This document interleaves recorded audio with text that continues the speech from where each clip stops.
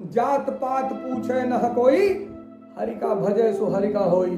और स्टूडेंट किसी से भी सीख सकता है। राम जी की चिड़िया, राम जी का खेत, खाओ चिड़िया भर भर पेट। अहंकार मत पालो, वरना जो हाल हिंदू मुसलमानों का हुआ वही तुम्हारा भी होगा। अपनी कमजोरी को एक्सेप्ट करो। लूटे गए, मारे गए, काटे गए,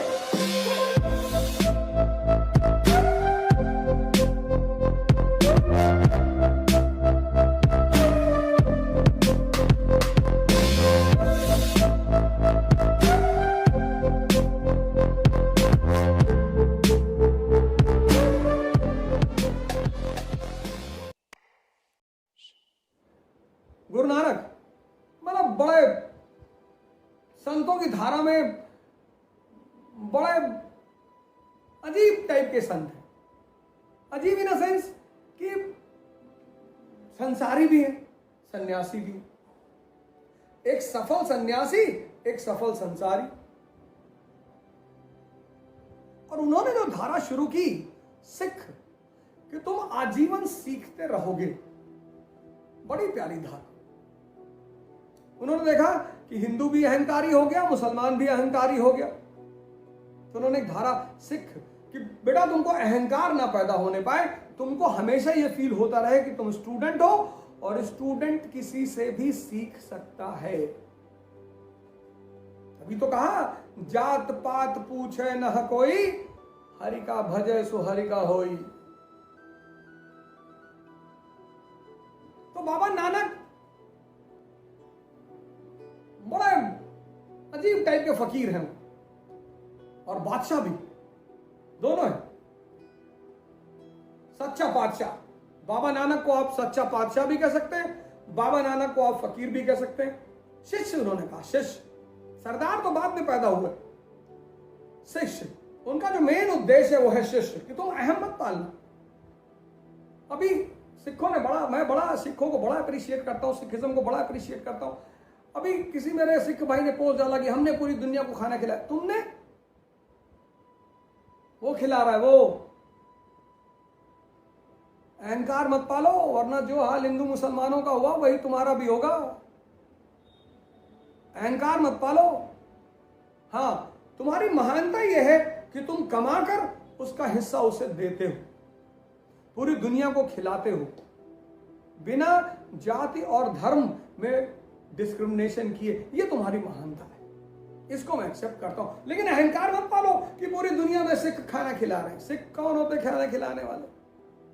वो तो तुम्हें दे रहा है क्योंकि तुम सुलझे हुए हो, तुम्हें अभी भी रास्ते की पकड़ है, अभी तुम पटरी से उतरे नहीं हो। अब सिखिज्म धर्म क्यों बना, इसके पीछे बड़ी जबरदस्त कहानी। तो सिखिज्म धर्म क्यों बना? 1469 टाइमलाइन हिस्ट्री में बहुत इंपॉर्टेंट होती है, याद रखिएगा, क्योंकि टाइमलाइन जो है वो आपको इवेंट को कनेक्ट करने में मदद करती है। 1469 में बाबा गुरु नानक का जन्म हुआ और बाबा गुरु नानक दैवीय आशीर्वाद शुरू से उनको ऊपर था। उनके पिताजी काफी परेशान रहते थे उनसे, और बड़ी घटनाएं, बड़ी कहानियां हैं। मैं सारी तो नहीं सुना पाऊंगा आपको, बड़ी सारी कहानियां हैं। राम जी की चिड़िया, राम जी का खेत, खाओ चिड़िया भर भर पेट। फिर वो अनाज जब तौल रहे थे तो 1 किलो 2 किलो से आके 13 पे रुक गए, 13 में भरते चले गए। फिर वो लाहौर के गवर्नर, मुसलमान गवर्नर, जिससे उन्होंने कहा कि बेटा नमाज नहीं पढ़ पाते हो तुम। लाहौर का गवर्नर था, कोई मुसलमान गवर्नर था, तो उसने गुरु नानक से कहा कि आप लोगों को बेवकूफ बनाते हैं, आप कहते हैं हिंदू मुसलमान सब एक है। उन्होंने कहा बिल्कुल एक है। तो बोले आज जुमा है, हमारे यहाँ साथ नमाज पढ़ने आएंगे? हाँ, बोले बिल्कुल आएंगे, क्यों नहीं आएंगे, एकदम आएंगे, आप चलो, लेकिन शर्त एक ही है कि अगर आप नमाज पढ़ेंगे तभी हम पढ़ेंगे। बोले हम क्यों नहीं पढ़ेंगे, हम तो हर फ्राइडे को नमाज पढ़ने आते हैं। हाँ, बोले मंगल को तो हिंदू भी जाते हैं मंदिर, उसमें कौन सी बड़ी बात है। किसी चीज को मैकेनिकल होने में टाइम थोड़ी लगता है, वो कब चीज मैकेनिकल हो जाती, मैकेनिकल। गए नमाज पढ़ने, जमात में खड़ा हुआ, गवर्नर साहब हर 2 मिनट के बाद पीछे पलट कर देख लेते थे। बाबा गुरु नानक पूरे नमाज में खड़े रहे, सजदा नहीं किया। गवर्नर ने पलट के कहा कि मैं तो जानता ही था कि आप धोखा दे रहे हैं, आप नमाज नहीं पढ़े। बोले आप ही कौन सा पढ़ लिए, एक तो आपका ध्यान मेरी तरफ और दूसरा आपका घोड़ा मर गया। तो आपको लगता था कि काबुल चला जाऊं, एक नया घोड़ा ले आऊं। तो बोले पूरे नमाज के समय तो तुम घोड़ा खरीद रहे थे, तुमने सजदा कब किया। ये है संत। किसी गांव में रुके, विद्वानों का गांव था, फिलोसफरों का गांव था, सूफियों का गांव था। तो जब उस गांव में रुके तो उस सूफी के गांव के मुखिया ने एक बाउल भरकर दूध भेजा, पूरा ऊपर तक दूध भरा हुआ था, गुरु नानक के लिए भरकर भेजा। तो बाबा नानक ने उसमें एक पत्ती डालकर उस बाउल को वापस भिजवा दिया। लीफ। मर्दाना को लगा कि यार पहली बात तो बाउल भरकर दूध आया और तुमने उसमें पत्ती डाल के वापस भिजवा दिया, तो मामला क्या है, कहना ये हुआ क्या। अरे बोले ये गांव संतों का गांव है, तो इस गांव के मुखिया ने मुझे मैसेज भेजा था कि यहाँ काफी संत हैं और हम अब और संत को नहीं बर्दाश्त कर सकते। तो मैंने उस दूध के बाउल में पत्ती डाल दिया कि जैसे ये पत्ती इस दूध से तैरकर उस पार चली गई है, ऐसे मैं भी एक दिन रुक कर इस गांव से चला जाऊं। तुमको 50 क्लास बैठा के पढ़ाओ तब भी तुमको समझ में नहीं आता, ये कैसे हो गया, वो क्या। इसको खोलोगे ना, ध्यान साधना करोगे तो खुलेगा ये। ध्यान साधना करो, और कोई ऑप्शन ही नहीं है, और कोई ऑप्शन ही नहीं है, और कोई रास्ता ही नहीं। तो बाबा गुरु नानक ने एक ओंकार सतनाम, फिर उन्होंने कहा बस उसके तू ही है और तेरा हुक्म, एक तो तू ही है, तेरे सिवा कोई है ही नहीं, और सब कुछ तेरे हुक्म पे ही चलता। हुक्म का बड़े वैल्यू है।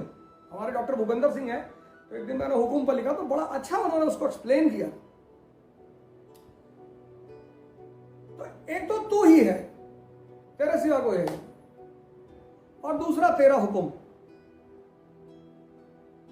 लेकिन सवाल यह उठा कि आखिर गुरु नानक देव जी के सिद्धांतों में धर्म खड़ा क्यों हुआ, क्या जरूरत थी उसकी पंजाब में, वो कबीर के पीछे क्यों नहीं खड़ा हुआ। तो 1469 birth date of Guru Nanak, इसको याद रखिए। इससे पहले एक घटना घटी। अब पंजाब जो है वो लैंड ऑफ प्रॉस्पेरिटी है, लेकिन वो दरवाजा भी है भारत का।